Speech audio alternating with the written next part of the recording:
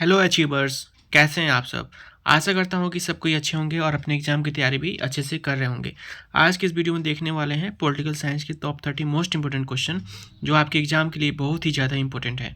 अगर आप BPSC TRE 4 और स्टेट सेकंड फेज की तैयारी कर रहे हैं या बाकी एग्जाम्स की भी तैयारी कर रहे हैं तो ये वीडियो आपके लिए बहुत ही ज़्यादा इंपॉर्टेंट है। इसलिए मैं आपसे रिक्वेस्ट करूंगा, सबसे पहले आप एक एक क्वेश्चन को खुद से अटेम्प्ट करें। उसके बाद जो मैं आंसर बता रहा हूँ उससे आप मैच कराते चले और कितना आपने सही किया आंसर उसका भी जवाब कमेंट सेक्शन में कमेंट करके ज़रूर बताएं, ठीक है। और आप इस वीडियो को पूरा देखें और अपने दोस्तों के साथ भी शेयर करें ताकि सबकी हेल्प हो। चलिए आगे बढ़ते हैं इस वीडियो में।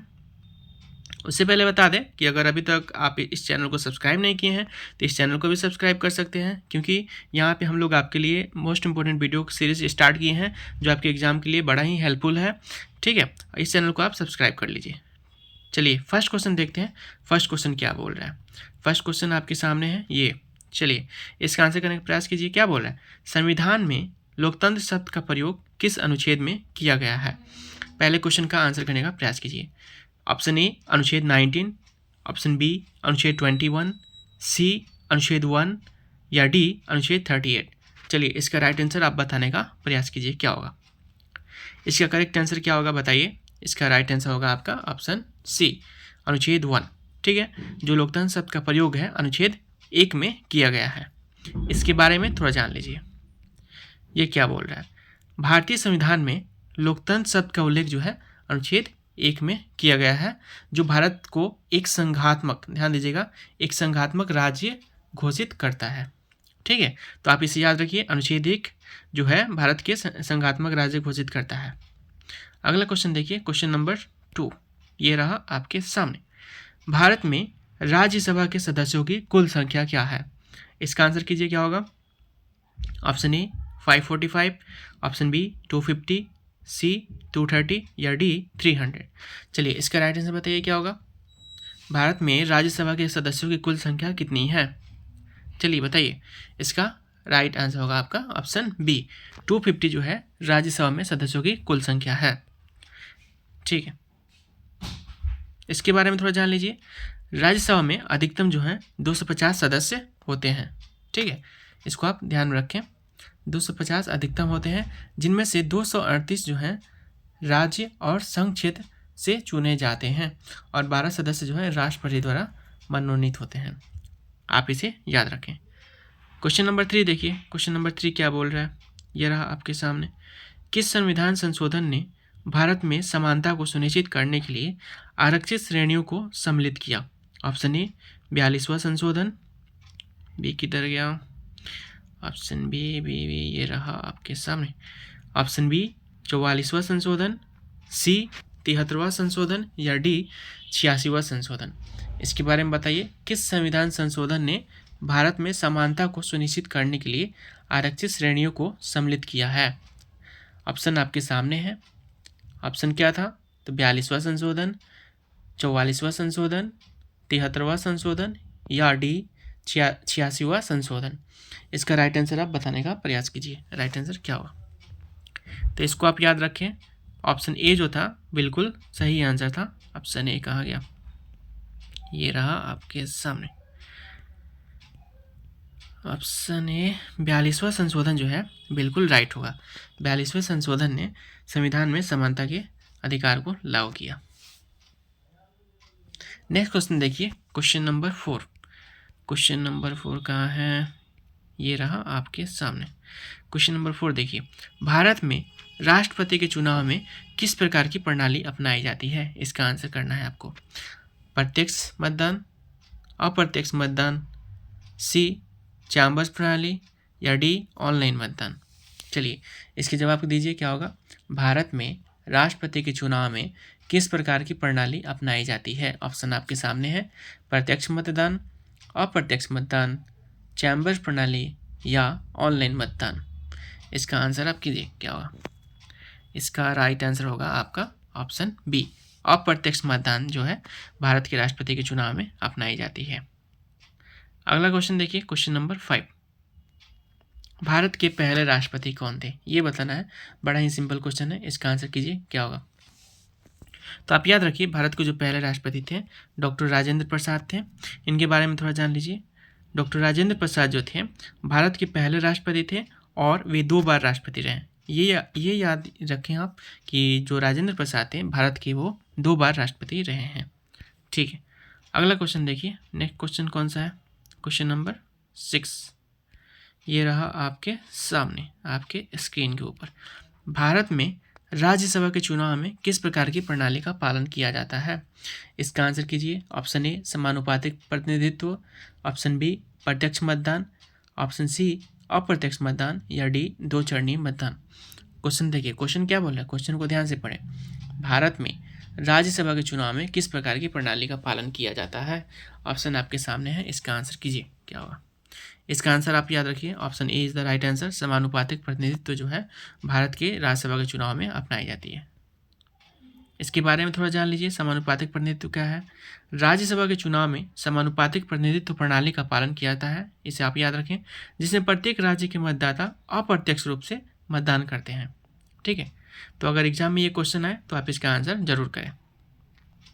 अगला क्वेश्चन देखिए, क्वेश्चन नंबर 7। भारत के संविधान में किस अनुच्छेद के तहत न्यायपालिका की स्वतंत्रता सुनिश्चित की गई है? एक इंपॉर्टेंट क्वेश्चन है, इसको आप याद रखिए।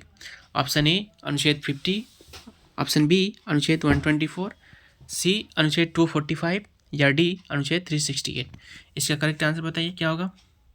इसका राइट आंसर बताइए क्या होगा। इसका राइट आंसर होगा ऑप्शन बी, अनुच्छेद 124 द्वारा जो है भारत में न्यायपालिका की स्वतंत्रता जो है सुनिश्चित की गई है। अगला क्वेश्चन देखिए, क्वेश्चन 8। क्वेश्चन नंबर 8 आपके सामने है। भारत में संविधान में कितने भाग होते हैं? बड़ा ही सिंपल क्वेश्चन है, इसका आंसर करने का आप प्रयास करो, क्या होगा। ऑप्शन आपके सामने है। ऑप्शन ए 22, बी 25, सी 32, या डी 24। इसका राइट आंसर बताइए क्या होगा। इसका राइट आंसर क्या हो जाएगा। इसका राइट आंसर होगा ऑप्शन बी 25। भारत के संविधान के जो है 25 भाग हैं। ठीक है, अगला क्वेश्चन देखिए। अगला क्वेश्चन कहाँ गया। अगला क्वेश्चन ये रहा आपके स्क्रीन के ऊपर। क्वेश्चन नंबर 9 देखिए। भारतीय संविधान में संघीय संरचना को किस अनुच्छेद के अंतर्गत संबोधित किया गया है? ऑप्शन ए अनुच्छेद 1, ऑप्शन बी अनुच्छेद 245, सी अनुच्छेद 52, या डी अनुच्छेद 246। चलिए इसका राइट आंसर बताइए क्या होगा। क्वेश्चन नंबर 9, भारतीय संविधान में संघीय संरचना को किस अनुच्छेद के तहत संबोधित किया गया है? किस अनुच्छेद के अंतर्गत जो है संबोधित किया गया है? इसका राइट आंसर आप बताओ क्या होगा। इसका राइट आंसर होगा आपका ऑप्शन डी, अनुच्छेद जो 246 में के अंतर्गत ये संबोधित किया गया है। इसके बारे में थोड़ा जान लीजिए। अनुच्छेद 246 भारतीय संविधान में संघीय व्यवस्था की व्याख्या करता है। भारत में जो संघीय व्यवस्था चलती है इसकी व्याख्या जो है अनुच्छेद 246 करता है, और यह संघ और राज्य के अधिकार क्षेत्रों को भी निर्धारित करता है। तो ये एक बड़ा ही इंपॉर्टेंट अनुच्छेद है जो संघ और राज्य के क्या अधिकार होते हैं उसको सुनिश्चित करता है। चलिए नेक्स्ट क्वेश्चन देखिए, क्वेश्चन नंबर 10। क्वेश्चन नंबर 10 ये रहा आपके स्क्रीन के ऊपर। भारत के संविधान में संविधान की व्याख्या किस अनुच्छेद के तहत की जाती है? इसका आंसर कीजिए क्या होगा। ऑप्शन ए अनुच्छेद 13, बी अनुच्छेद 226, सी अनुच्छेद 32, या डी अनुच्छेद 368। इसका आंसर कीजिए क्या होगा। इसका आंसर क्या होगा बताइए। भारत के संविधान में संविधान की व्याख्या किस अनुच्छेद के तहत की जाती है? इसका राइट आंसर आपको बताना है। इसका राइट आंसर होगा आपका ऑप्शन ए, अनुच्छेद 13 जो है इसकी व्याख्या करता है। किसकी? संविधान की। इसको आप याद रखना। अगला क्वेश्चन देखिए, क्वेश्चन नंबर 11। क्वेश्चन नंबर 11 ये रहा आपके सामने। भारत का राष्ट्रीय ध्वज किस अनुच्छेद के तहत निर्धारित है? ये बताना है भारत ने जो अपना ध्वज अपनाया है किस अनुच्छेद के तहत इसे निर्धारित किया गया है कि हाँ यहीं जो है तिरंगा भारतीय ध्वज रहेगा। तो ये ऑप्शन आपके सामने है, अनुच्छेद 51। ऑप्शन बी कहाँ है? ऑप्शन बी ये रहा। आंसर भी आप देख ही लिए, तो चलिए बता देते हैं। ये अनुच्छेद 1 है। ऑप्शन अनुच्छेद 1 के तहत जो है भारत के जो राष्ट्रीय ध्वज है उसको निर्धारित किया गया है। ठीक है, इसके बारे में थोड़ा जान लीजिए अनुच्छेद 1 के बारे में। अनुच्छेद 1 जो है भारत को एक संघात्मक राज्य घोषित करता है। ये भी आप याद रखें, भारत को संघात्मक राज्य जो है अनुच्छेद 1 घोषित करता है, और भारतीय राष्ट्र ध्वज की स्वीकृति, ध्यान दीजिएगा, स्वीकृति और सम्मान सुनिश्चित करता है कि सभी को जो है राष्ट्रीय ध्वज की सम्मान और उसकी सुरक्षा करनी चाहिए। अगला क्वेश्चन देखिए, क्वेश्चन नंबर 12। क्वेश्चन नंबर 12 ये रहा आपके स्क्रीन के ऊपर। इसका राइट आंसर करने का प्रयास कीजिए। क्या होगा? भारत का सबसे बड़ा राज्य किसे कहा जाता है, ये बताइए आप। ऑप्शन आपके सामने है, सिंपल क्वेश्चन है, अगर पता हो तो आप जल्दी ही बता दोगे। ठीक है, ऑप्शन आपके सामने है। Option A Uttar Pradesh, B Madhya Pradesh, C Rajasthan या डी बिहार। चलिए इसका राइट आंसर कीजिए। क्या होगा? भारत का सबसे बड़ा राज्य किसे कहा जाता है या किसे माना जाता है? ये होगा आपका राजस्थान। आप याद रखो, सिंपल सा क्वेश्चन है। नेक्स्ट क्वेश्चन देखिए, क्वेश्चन नंबर 13। क्वेश्चन नंबर 13 ये रहा आपके स्क्रीन के ऊपर। सर्वोच्च न्यायालय में न्यायाधीशों की संख्या कितनी होती है, ये बताना आपको कि जो सर्वोच्च न्यायालय होता है, भारत का सर्वोच्च न्यायालय जो है, उसमें न्यायाधीशों की संख्या कितनी होती है। ऑप्शन आपके सामने है 25, 30, 34 या 35। इसका राइट आंसर करने का आप प्रयास करो। क्या होगा? इसका राइट आंसर होगा आपका ऑप्शन सी। याद रखिए, भारत में जो सर्वोच्च न्यायालय में न्यायाधीशों की संख्या होती है वो है 34। सर्वोच्च न्यायालय में अधिकतम जो न्यायाधीश होते हैं वो 34 है, जिसमें एक मुख्य न्यायाधीश और अन्य न्यायाधीश होते हैं। ठीक है, आप इसे याद रखिए। अगला क्वेश्चन देखिए, क्वेश्चन नंबर 14 ये रहा आपके स्क्रीन के ऊपर। भारत में लोकसभा के सदस्य कितने वर्षों के लिए चुने जाते हैं, ये बताना है। बड़ा ही सिंपल क्वेश्चन है। ऑप्शन ए आपके सामने है 4 साल, ऑप्शन बी कहाँ गया, ऑप्शन बी ये रहा आपके स्क्रीन के ऊपर 5 साल, सी 6 साल या 7 साल। चलिए बताइए, तो बड़ा ही सिंपल क्वेश्चन है।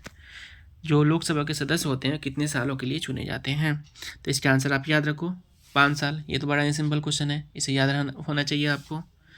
नेक्स्ट क्वेश्चन देखिए, क्वेश्चन नंबर 15। क्वेश्चन नंबर 15 का आंसर करने का आप प्रयास कीजिए। भारत में पार्लियामेंट्री सिस्टम किसे कहा जाता है? चलिए इसका आंसर कीजिए। क्या होगा? ऑप्शन ए राष्ट्रपति शासन, बी संसदीय प्रणाली, सी केंद्रीय प्रणाली या डी संघीय प्रणाली। इसका राइट आंसर बताने का प्रयास कीजिए। क्या होगा? भारत में पार्लियामेंट्री सिस्टम किसे कहा जाता है, तो ये याद रखिए आप, सिंपल सा क्वेश्चन है। संसदीय प्रणाली को भारत में पार्लियामेंट्री सिस्टम कहा जाता है। इसके बारे में थोड़ा जान लीजिए। भारतीय संविधान में संसदीय प्रणाली को अपनाया गया है, सभी को पता होना चाहिए, जिसमें सरकार का प्रमुख जो है प्रधानमंत्री होता है। संसदीय प्रणाली में जो सरकार का प्रमुख होता है प्रधानमंत्री होता है, और राष्ट्रपति की भूमिका प्रमुख रूप से औपचारिक होती है। ठीक है, यानी कोई भी नियम कानून बनता है तो उसे स्वीकृति जो है राष्ट्रपति देते हैं।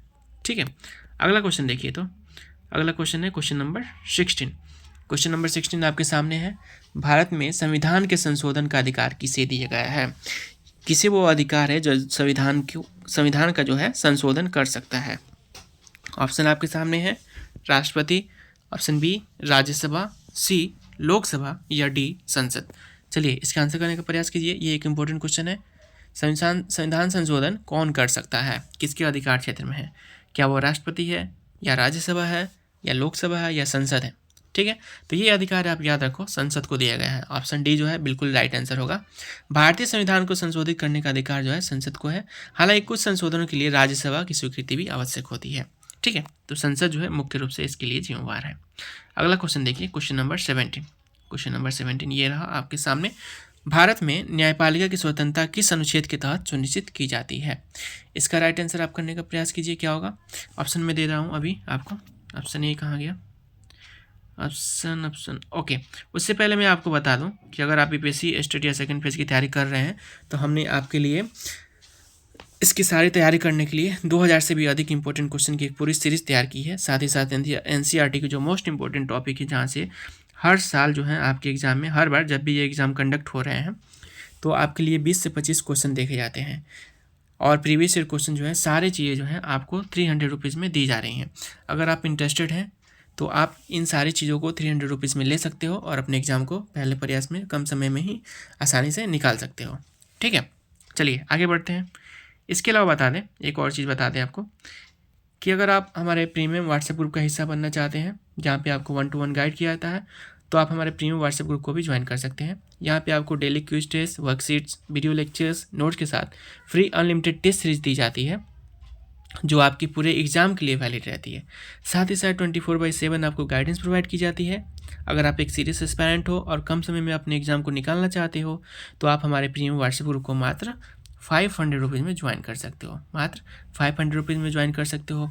आप चाहे पॉलिटिकल साइंस 80 मार्क्स का तैयारी कर रहे हो, जीके जीएस 40 मार्क्स का तैयारी कर रहे हो, लैंग्वेज 30 मार्क्स का, सारी चीज़ों का मात्र ₹500 में कंप्लीट पैकेज दिया जा रहा है। साथ ही साथ अनलिमिटेड टेस्ट सीरीज दी जा रही है, जिसके हेल्प से आप अपने एग्ज़ाम को इतनी बार प्रैक्टिस कर लोगे कि आपने एग्ज़ाम को बहुत ही आसानी से निकाल लोगे।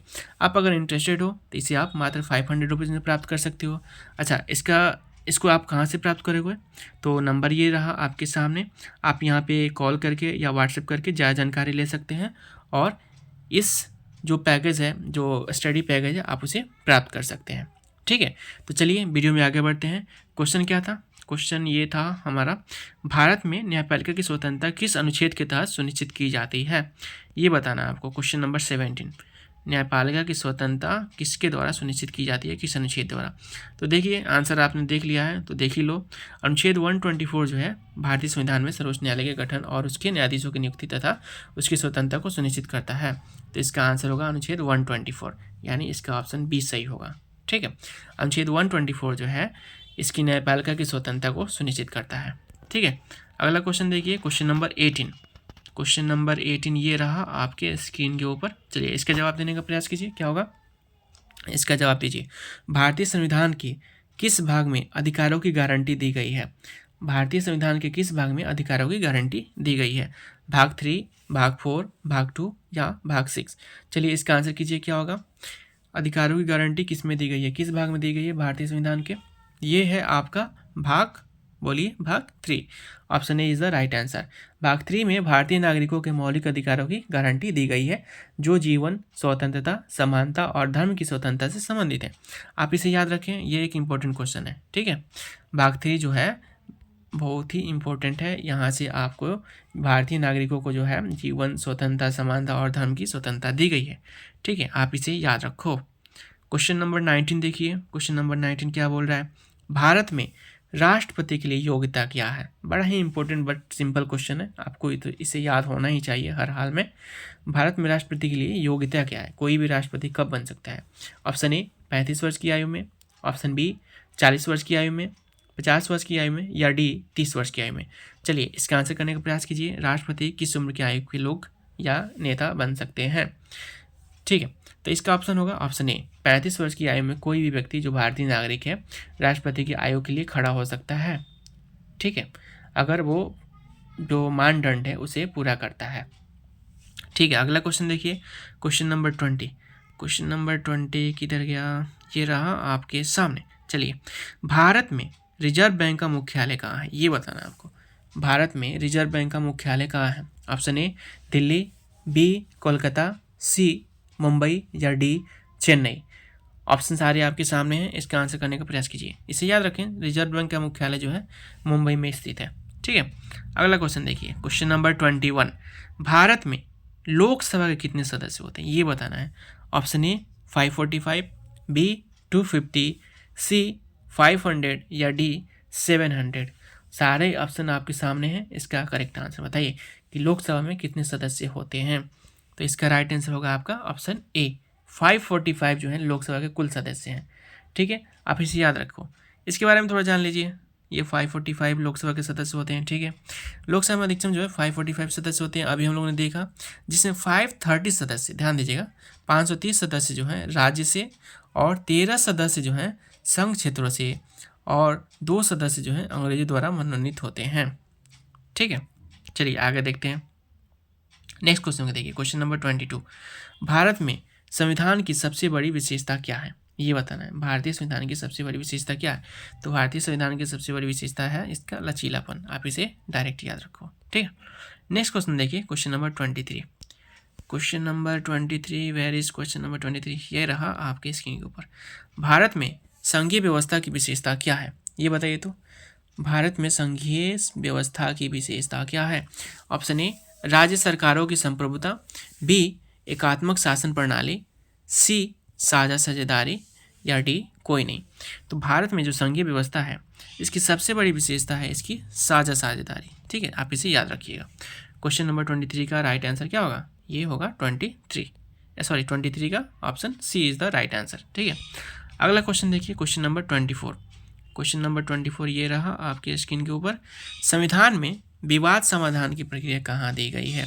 कोई भी जब विवाद होता है तो उसकी समाधान की प्रक्रिया कहाँ दी गई है संविधान के किस अनुच्छेद में?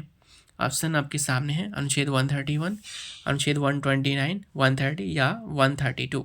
इसका राइट आंसर कीजिए। संविधान में विवाद समाधान की प्रक्रिया कहाँ दी गई है? इसका राइट आंसर क्या होगा बताइए? इसका राइट आंसर होगा आपका ऑप्शन ए, अनुच्छेद 131 में जो है संविधान में जो भी विवाद होते हैं उसके बारे में जानकारी दी गई है कि कैसे उसको सुलझाना है। ऑप्शन आपके सामने है और इसका राइट आंसर 131 था, अनुच्छेद 131। इसके बारे में थोड़ा जान लीजिए।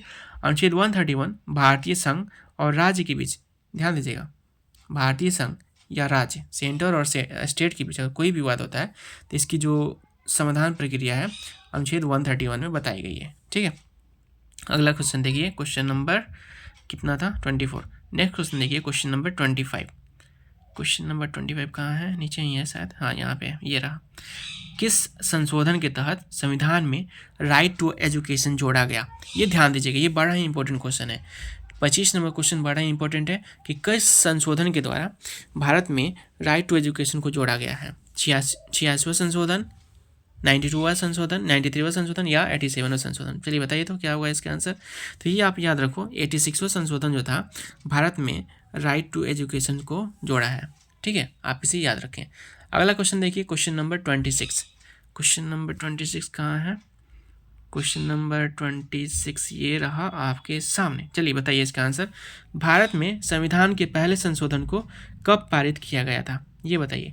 ऑप्शन ए आपके सामने है, 1949, बी 1950, सी 1951 या डी 1952। इसका राइट आंसर आप बताइए क्या होगा क्वेश्चन नंबर 26 का। भारत में संविधान के पहले संशोधन को कब पारित किया गया था? चलिए बताइए तो इसका राइट आंसर क्या होगा? इसका राइट आंसर होगा आपका ऑप्शन सी, 1951 में जो है भारत का पहला संविधान संशोधन किया गया था या पारित किया गया था। इसको ध्यान रखिए। अगला क्वेश्चन देखिए, क्वेश्चन नंबर 27 ये रहा आपके स्क्रीन के ऊपर। भारत के संविधान का आदर्श वाक्य क्या है? इंपॉर्टेंट क्वेश्चन है, इंपॉर्टेंट बट सिंपल, आप इसे याद रखें। ठीक है, भारत के संविधान का आदर्श वाक्य क्या है? ऑप्शन ए सत्यमेव जयते, बी भारत माता की जय, या सी धर्मो रक्षति रक्षिता, या डी वसुधैव कुटुंबकम। इसका राइट आंसर आप कीजिए क्या होगा कि भारत के संविधान का आदर्श वाक्य क्या है? Option A is the right answer. सत्यमेव जयते जो है भारतीय संविधान का आदर्श वाक्य है। ठीक है, आप इसे याद रखें। अगला क्वेश्चन देखिए, क्वेश्चन नंबर 28। क्वेश्चन नंबर 28 क्या बोल रहा है? ये रहा आपकी स्क्रीन के ऊपर। भारत में राज्यसभा के सदस्यों की संख्या अधिकतम कितनी हो सकती है? ये बताना है कि जो राज्यसभा है, लोकसभा, राज्यसभा जो भारतीय संविधान के अंतर्गत आते हैं, बहुत संसद के अंतर्गत आते हैं, तो वो बताना है आपको भारत में राज्यसभा के सदस्यों की कुल संख्या कितनी हो सकती है। क्या ये 245 है, 250 है, 235 है या 260 है? इसमें से कोई एक करेक्ट आंसर है, इसका जवाब देने का प्रयास कीजिए कितनी होगी। इसका करेक्ट आंसर क्या होगा बताइए? इसका करेक्ट आंसर हो जाएगा आपका ऑप्शन बी, 250 जो है भारत में राज्यसभा के सदस्यों की अधिकतम संख्या हो सकती है। ठीक है, अगला क्वेश्चन देखिए, question number 29, second last question है आज के वीडियो का। आप इसे ध्यान में रखेंगे, सारे क्वेश्चन बहुत ही ज़्यादा इंपॉर्टेंट है, अपने दोस्तों से भी शेयर करेंगे इसे। भारत में राष्ट्रपति के कार्यकाल की अवधि कितनी होती है? ये बताना है, सिंपल ही क्वेश्चन है, बता सकते हो आप। ऑप्शन आपके सामने है, 4 साल, ऑप्शन बी 5 साल, 6 साल या 7 साल। चलिए बताइए, राष्ट्रपति कार्यकाल की अवधि कितनी होती है? ये 5 साल होती है, चाहे संसद हो या संसद के कोई मेंबर हो या राष्ट्रपति हो या प्रधानमंत्री हो या कोई मुख्यमंत्री ही क्यों ना हो या कोई भी लोकल लेवल पे जीता हुआ कैंडिडेट क्यों ना हो, उसकी जो कार्यकाल अवधि होती है 5 साल होती है। आप इसे याद रखिएगा। आज की वीडियो का लास्ट क्वेश्चन देखिए, लास्ट क्वेश्चन आपके ये सामने रहा, ये स्क्रीन के ऊपर। किस संविधान संशोधन के द्वारा भारत में राजनीतिक दलों की परिभाषा दी गई है? राजनीतिक दलों की परिभाषा किस संविधान संशोधन द्वारा दी गई है? इसका राइट आंसर आपको करना है। ऑप्शन ए 73वां संशोधन, 52, 44 या 91वां। ठीक है, इसका आंसर आप कीजिए क्या होगा? तो ये है इसका करेक्ट आंसर ऑप्शन डी, 19वां संशोधन जो है भारत में राजनीतिक दलों की परिभाषा देता है। ठीक है, अगर आप वीडियो में अभी तक बने हुए हो, एक एक क्वेश्चन को अपने से खुद से अटेम्प्ट किए हो, तो आप ज़रूर बताएं कि आपने जो है कितना क्वेश्चन सही किया है। ये आज का लास्ट क्वेश्चन था, क्वेश्चन नंबर 30। ठीक है, आप इस वीडियो पे लास्ट तक बने रहे, उसका बहुत बहुत धन्यवाद। इस वीडियो को लाइक करें, कमेंट करें, आपके जो भी सुझाव हैं कमेंट सेक्शन में ज़रूर बताएं और इस वीडियो को अपने दोस्तों के साथ शेयर करें। अगर आप कोई भी कोर्स लेने में इंटरेस्टेड हो जिससे आप अपने एग्ज़ाम को कम समय में एक फुल गाइडेंस के साथ निकाल सको। तो आप जो यहाँ पे नंबर दिया गया है वहाँ पे आप ज़रूर संपर्क करो, हम लोग आपकी सारी हेल्प करेंगे आपके एग्ज़ाम को निकालने के लिए।